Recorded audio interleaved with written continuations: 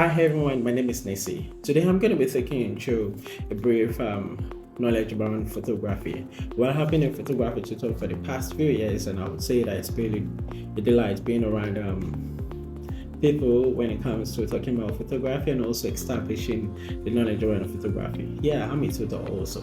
Yeah, it's going to be shedding a little light around photography, and I would say that photography is a combination of two words like photo and graph. So it's almost like bringing the reality of what artists will call into using pen drawing or pencil drawing in the real sense when it comes to the manual way of interpreting things.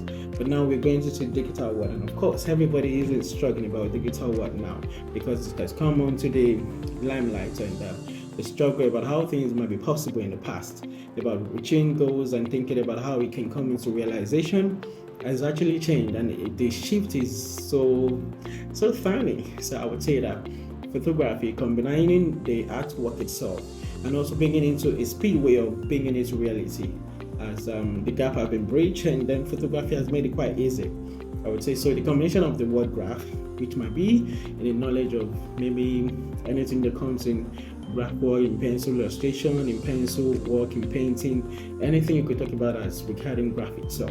Now photo comes into it and makes the interpretation of it into something very worth it.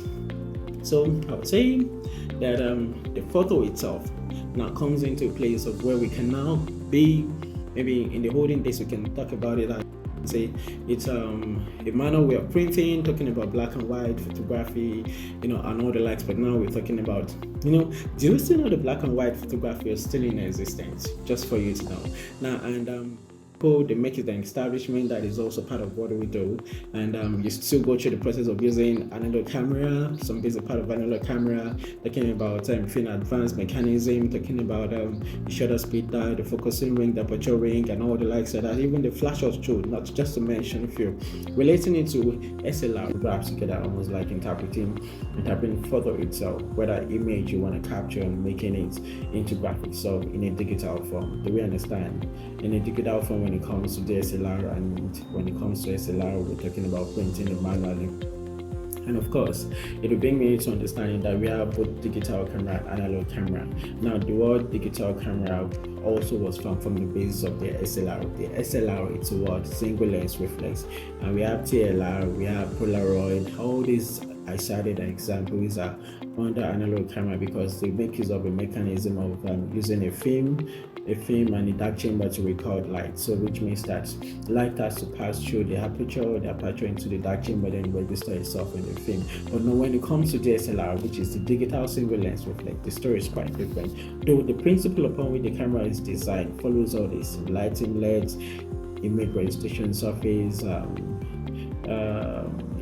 I'm talking about a viewing system, whether optical viewing system or the LCD, you understand? So it's the principle upon which the camera is designed still follows the principle for DSLR. So which means that if you're not talking about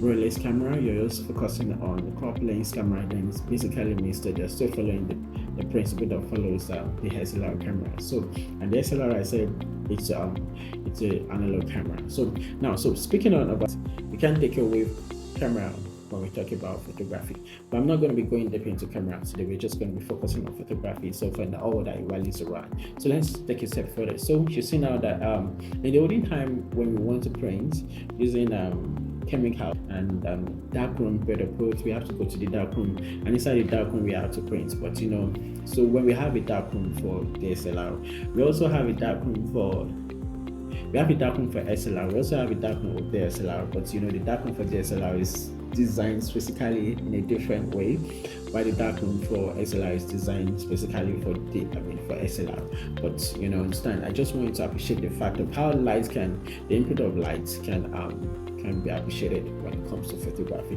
All right, so let me show you some of the pictures of which some of my students have taken in the past and also in the present. Right, so speaking of photography, we still also going to branch to the types of photography, areas of photography, and branch of photography. But majorly, I'm always allowing my students to know that when we talk about areas of photography, whether we talk about types of photography or branches of photography, they can also be extracted from areas of photography. So areas of photography is almost like the main part of how photography has been subjected into. For the purpose of this course, I'll make it simple that way, and then we'll say that still life photography, portraiture, and nature photography. Then someone might be saying that, oh, what about wedding photography? What about forensic photography? Mention all these areas of photography.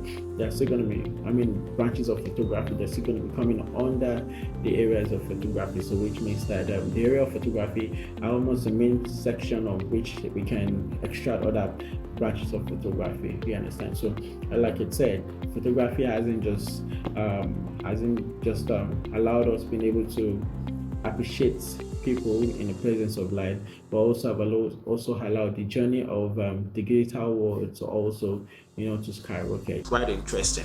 The basic part of it was to be understood that we cannot do anything in the absence of light when it comes to photography. So now we're not going to be stopping there. Let's just shed more light into how photography rallies around the world itself, the benefit of photography. We've been able to appreciate people more. Think about this. The gap of how we've been able to see things in the olden time, bringing it down now to this time has allowed us to be more sensitive and also more appreciating about what has happened in the past, and we can see the value of how things have been in the past and comparing now in the future. In fact, I would say basically that everything that has been in existence now have actually been in the past before. It's just that for record keeping, we would appreciate the fact that photography has also played a wide role, a large role, better put, to allow us to be able to appreciate some of those things that have happened in the past and also being able to enjoy the benefit now. So, which means we cannot overlook the fact of how it has allowed us to also keep record. It has also allowed us to appreciate ourselves better.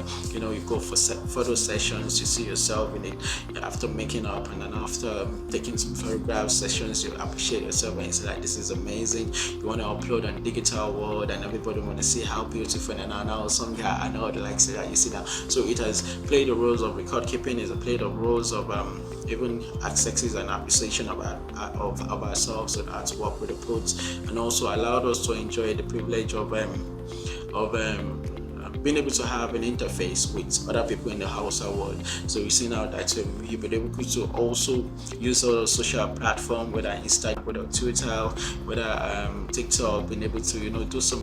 I would say that photography is not going to be cutting out of Christ or living on the leverage of every other thing, but it's going to be improved on whether we like it or not, because like you can see, camera has been improved on, every other devices are all improved on. You see now that we cannot do without all this leverage on all these devices. So of course the technical know-how of all these devices are also very important, so which means we don't want to play around with things, we want to be left behind. Also we want to make sure that we're improving ourselves. So you have to understand that the shift on photography has not just started in this 2020. It has started from the 90s and it's still going on. When we talk about the appreciation of it way back then, even as a black and white photography, it has its own time and stories, which even up to now is still coming on this time and story. It's just that because the gap which black and white and the digital world has allowed it to lose the same story. But really, we see how so many black and white photographs that are still appearing ways that is to say you're going to be appreciated, trust me.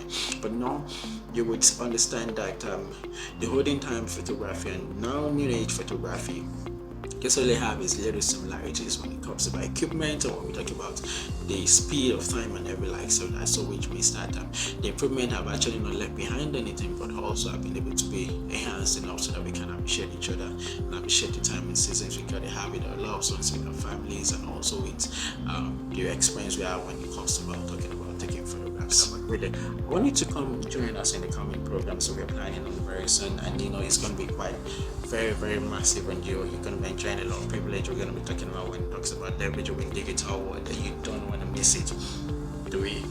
See you soon. Bye.